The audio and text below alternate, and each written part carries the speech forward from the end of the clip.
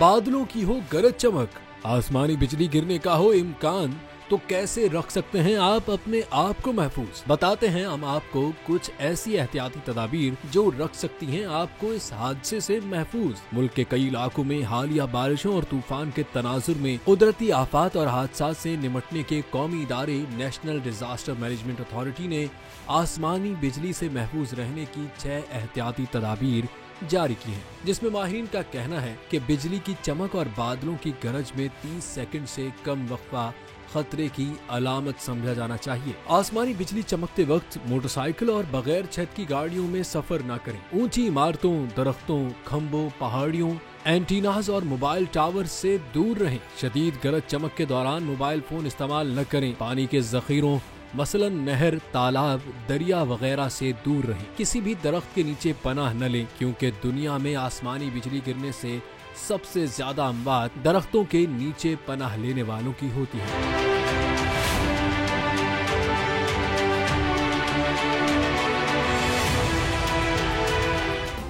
Subscribe करें और bell दबाएं ताकि कोई खबर रह न जाए।